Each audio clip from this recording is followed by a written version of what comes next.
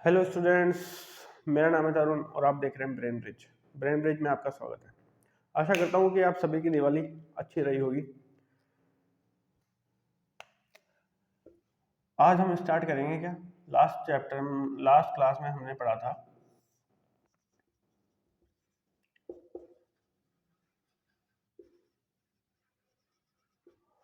ठीक है। Last class में हमने क्या पढ़ा था? Types of acid and base.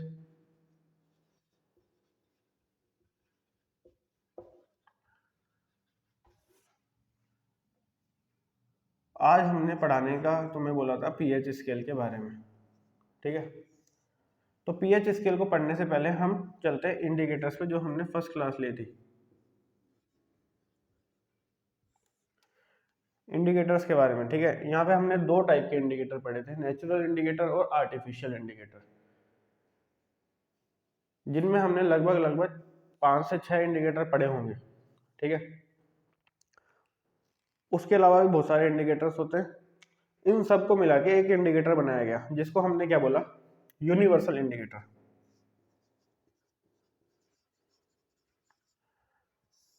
ठीक है, अब इस इंडिकेटर का क्या काम है?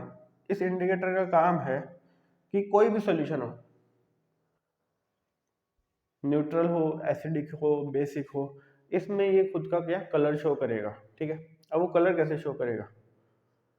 हमने लास्ट क्लास में बताया था तुमको, विबग्योर हमने पढ़ा है। ठीक है, जी को हम क्या मानते हैं? न्यूट्रल।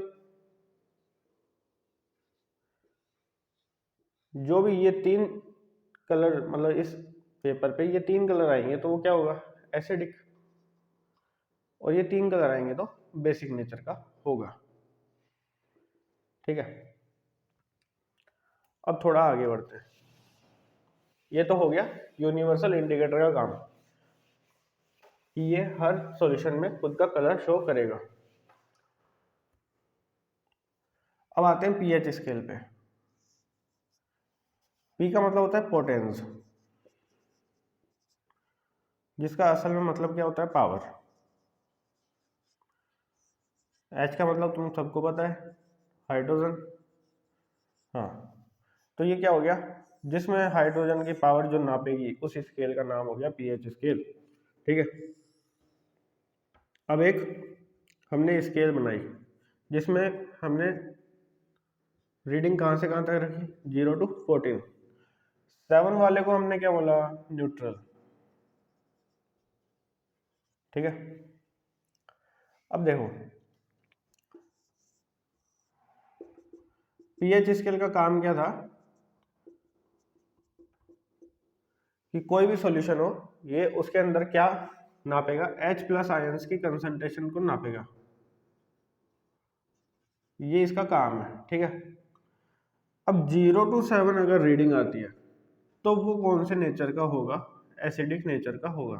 ठीक है, 7 to 14 जाती है, मतलब 7 से ऊपर और 14 से नीचे, तो इस ये क्या होगा? बेसिक नेचर का होगा। ठीक है, अब एक क्वेश्चन आता है कि एक सॉल्यूशन है जिसमें पीएच आ रहा है 6.5 और दूसरा सॉल्यूशन है जिसका पीएच है 5.5, तो कौन सा ज़्यादा एसिडिक होगा? तो ऑब्वियस सी बात है, ये वाला ज़्यादा एसिडिक होगा। ठीक है, अब ये बोलोगे क्यों? क्योंकि इसकी वैल्यू तो ज़्यादा है तो ये ज़्यादा एसिडिक होना चाहिए था, लेकिन नहीं, ये ज़्यादा एसिडिक होगा। क्यों? क्योंकि इधर से इधर आने पे, मतलब जो न्यूट्रल है, जिसको हमने न्यूट्रल माना है,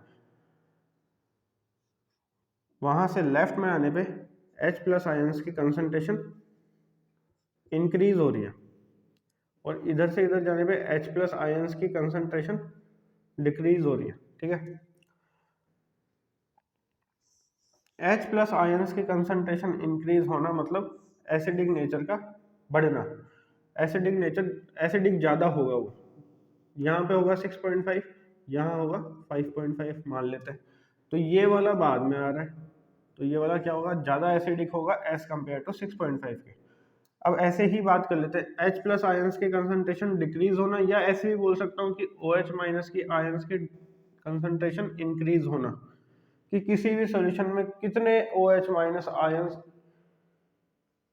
वो रिलीज करेगा, OH माइनस आयंस रिलीज करेगा, तो उससे उसकी कंसंट्रेशन पता चलेगी हमें, ठीक है। तो ये बात समझ में आ गई होगी कि कौन सा ज्यादा एसिडिक होगा, कौन सा बेसिक होगा।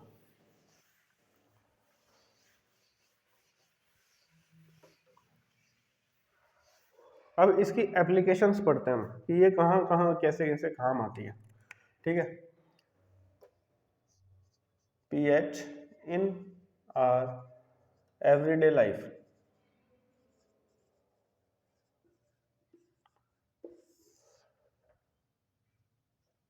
ठीक है, अब पीएच कैसे अफेक्ट करते हैं हमें, जिसमें हमने फर्स्ट पॉइंट ले लेते हैं कि क्या ह्यूमन बीइंग्स, प्लांट्स या एनिमल्स जो भी है, ह्यूमन बीइंग्स में आते हैं ना वो भी,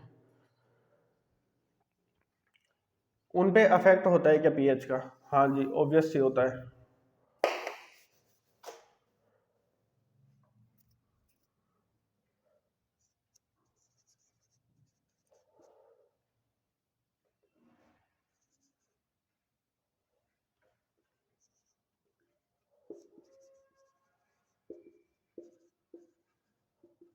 तो बच्चों, जो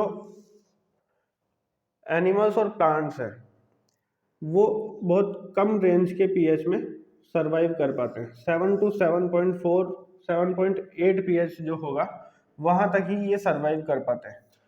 अब हम बात करें कि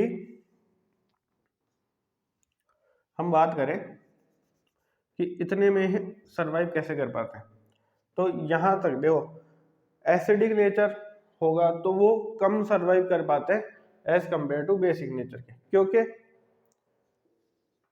एसिडिक नेचर में क्या होता है, तुमने सुना होगा जो हमारे बड़े बुजुर्ग हैं, बड़े बुजुर्ग मतलब जो दादा दादी होते हैं, उनके एसिडिटी बनती है, उनके स्टमक में पेन होता है, फिर ये सारी चीजें भी आगे आने वाली है pH in are digestive system, ठीक है, वो मैं वहां डिस्कस करूंगा। यहाँ देखो, जैसे हम हमारी रेन होती है, उसका पीएच 5.5 पे चला जाए या उससे कम चला जाए तो उसको हम क्या बोलते हैं, एसिडिक रेन बोलते हैं उसको, ठीक है, एसिडिक रेन बोलते हैं उसको। अब ये एसिडिक रेन का जो वाटर होगा वो हमारे, अगर कोई नहाता है, नहाते हैं ना कई बच्चे कि बारिश आ रही है चलो नहा लेते हैं, नहीं, फर्स्ट जो रेन होती है उसमें कभी नहीं नहाना चाहिए, वो मोस्टली एसिडिक ही होती है। हाँ, तो जो एसिडिक रेन होती है उसमें जब हम नहाते हैं तो हमारी स्किन पे असर पड़ता है, वो स्किन खराब कर सकती है, जो फर्स्ट रेन होती है वो वाली, ठीक है। अब ये एसिडिक रेन अगर ज्यादा हो रही है तो इसका पानी कहाँ फ्लो होगा, रिवर्स में फ्लो होगा, पॉन्ड्स में जाएगा, सब जगह जाएगा जहाँ पे क्या रह रहे हैं, एनिमल्स रह रहे हैं हमारे, एक्वेटिक एनिमल्स, तो उनके सर्वाइवल में दिक्कत आएगी कि वो सर्वाइव नहीं कर पाएंगे। अब करते हैं प्लांट्स की बात। जो प्लांट्स होते हैं वो कितने से कितने, जहां पे हैवी रेनफॉल होता है वहां वो सरवाइव कर पाते हैं 5.6 to 7 तक, ठीक है। 5.6 to 7 तक पीएच होगा तो वहां सरवाइव कर पाते हैं। अगर इससे नीचे चला जाएगा तो वो वाइट सी लेयर तुमने देखी होगी, वाइट लेयर बन जाती है और उससे प्लांट खत्म। जहां पे लो रेनफॉल होती है, या ऐसे बोल दूं जहां पे सूखा होता है, ठीक है, वहां वो कहां से कहां तक सरवाइव कर पाते हैं, 7.5 to 9 तक, ठीक है, वो यहां तक सरवाइव कर पाते हैं। अगर इससे ज्यादा होगा तो भी फसल खराब, या फसल खराब नहीं तो पेड़ खराब, पेड़ गिर जाएगा। अब आती है बात pH in are digestive system.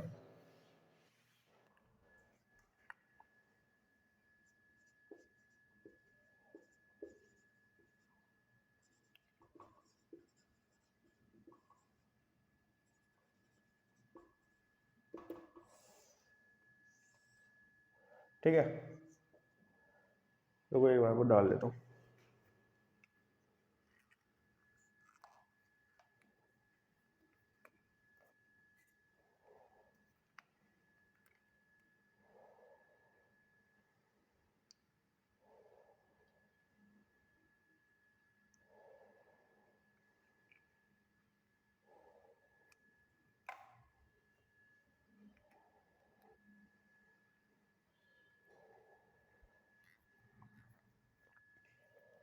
हाँ, pH in are digestive system, जो हमारे पीएच होता है डाइजेस्टिव सिस्टम का वो कहाँ से कहाँ तक होता है, वो होता है 6 to 7.4 तक।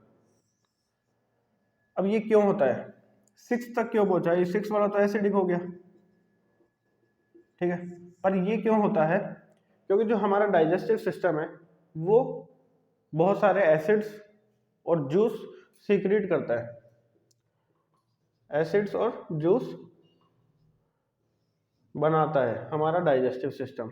अब वो क्यों बनाता है, एसिड्स का क्या काम है, एसिड से हमारा जो हम फूड खाते हैं वो डाइजेस्ट होता है, HCl प्रोड्यूस करता है हमारा स्टमक,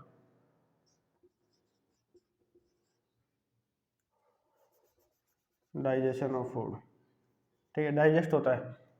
HCl से हमारा जो फूड है वो डाइजेस्ट होता है, वो कैसे होता है वो हम 6th चैप्टर में पढ़ेंगे, जहाँ पे हम किस में पढ़ेंगे, लाइफ प्रोसेस में पढ़ेंगे, ठीक है। और ये क्यों होता है, क्या जरूरत होती है प्रेजेंट होने की इसकी, क्या मतलब क्यों प्रोड्यूस होता है, ये सारी चीजें मैं लाइफ प्रोसेस में तुम्हें बताऊंगा।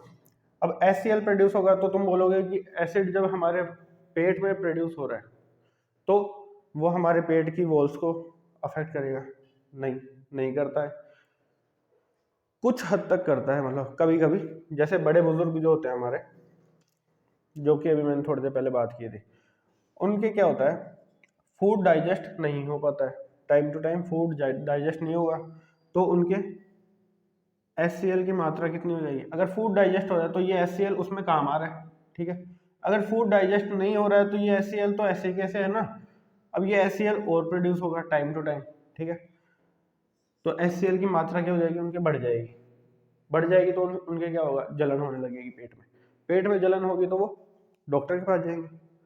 अब डॉक्टर क्या करेगा, डॉक्टर उनको क्या देगा, एंटासिड, ठीक है, एंटासिड्स मतलब जो भी गोली देगा उसके अंदर क्या होगा, एंटासिड्स होंगे।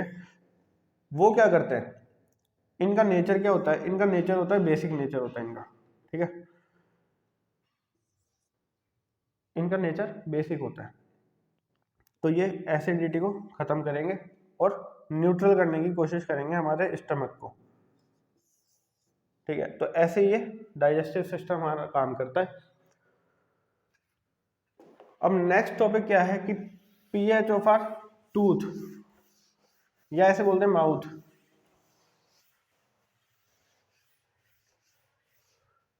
टूथ डिके, मतलब कई लोगों के जो दांत खराब होने लगे या दांत टूटने लगते हैं वो क्यों होता है, वो इसलिए होता है बेटा क्योंकि जो हमारा मुंह का पीएच 5.5 से नीचे चला जाता है। अब वो नीचे क्यों जाता है, नीचे इसलिए जाता है जो कि हमने खाना खाया है, जो हमने खाना खाया है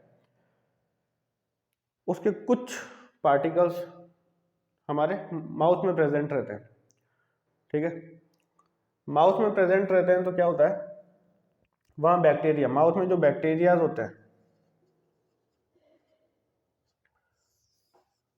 वो उनको खाने लगते हैं, तो वो ये बैक्टीरिया क्या करते हैं, इस हमारे मुंह को एसिडिक नेचर का बना देते हैं, ठीक है, एसिडिक नेचर का बनाएंगे तो पीएच डिक्रीज होगा, 7 से तो डिक्रीज ही होगा, 7 से डिक्रीज होते होते अगर 5.5 तक चला जाता है या उससे नीचे चला जाता है तो हमारे दांत खराब होने स्टार्ट हो जाते हैं।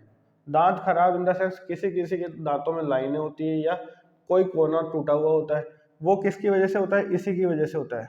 अब जो हमारी जो ये दांतों की फर्स्ट लेयर जो होती है, वाइट जो हमें वाइट जो दिखते हैं वो किससे बने होते हैं, कैल्शियम हाइड्रोक्सी एपेटाइट, ठीक है,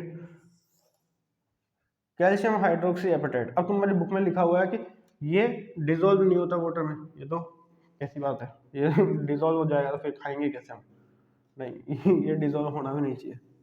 हाँ, तो ये खराब कैसे होने लगता है, इसको क्या बोलते हैं, इनेमल बोलते हैं,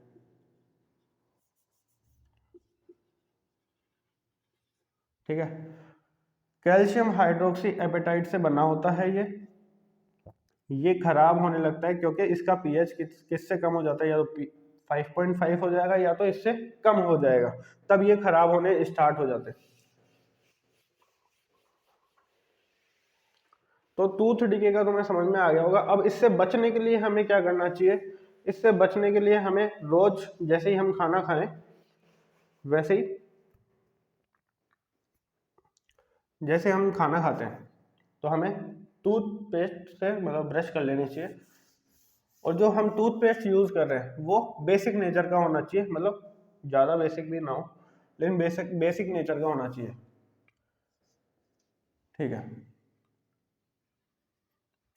अब नेक्स्ट टॉपिक क्या है तुम्हारा? नेक्स्ट टॉपिक है सेल्फ डिफेंस बाय एनिमल्स।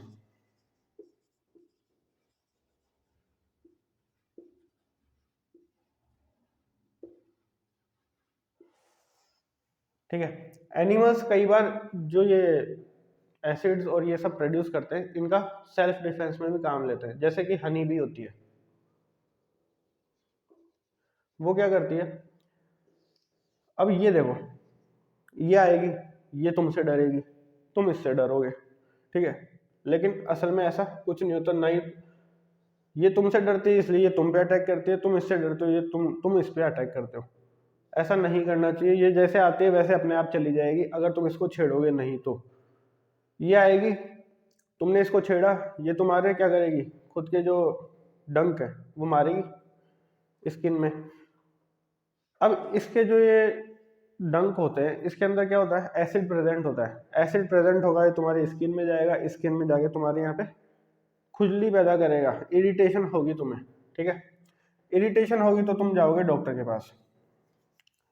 हुआ कुछ नहीं है, हुआ कुछ नहीं है, तुम जाओगे डॉक्टर के पास।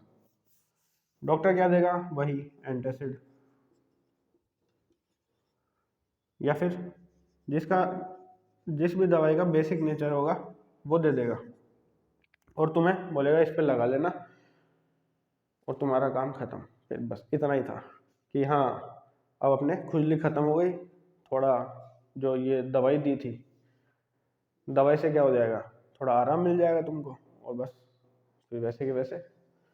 तो हनी भी ऐसे खुद के सेल्फ डिफेंस में भी इसको काम में लेती है, ठीक है। अब तुमने एक और चीज देखी होगी कि कुत्ते हमेशा मुंह खोल के रखते हैं। वो हमेशा मुंह क्यों खोल के रखते हैं? हमने सुना है कि जब कुत्ते काट लेते हैं तो 14 इंजेक्शन लगते हैं। क्यों लगते हैं? वो हमेशा मुंह खुला रखते हैं। मुंह खुला रखते हैं तो उनके जो दांत होते हैं वो पीले पड़ जाते हैं। पीले पड़ जाते हैं मतलब वो और एसिडिक हो जाते हैं। एसिडिक, अभी देखो ये जो कुत्ते होते हैं वो मुंह खोल के रखते हैं तो इनका जो पीएच लेवल होता है मुंह का वो एसिडिक हो जाता है। फिर हमें वो काटते हैं और हम बोलते हैं चलो फिर 14 इंजेक्शन खाओ। लेकिन आजकल तो ये सही कर दिया, 3-4 इंजेक्शन में काम हो जाता है। अब तुम बोल रहे होगे कि एसिडिक क्यों होता है? अब ऐसा तो मैं कैसे बताऊं। अगर तुम लोग भी अगर मुंह खोल के रखते हो काफी टाइम तक तो तुम भी किसी को काटोगे, उसको इंजेक्शन लगवाने पड़ेंगे, ठीक है। तो आज की क्लास इतनी, नेक्स्ट टॉपिक हम नेक्स्ट क्लास में पढ़ेंगे। Thank you.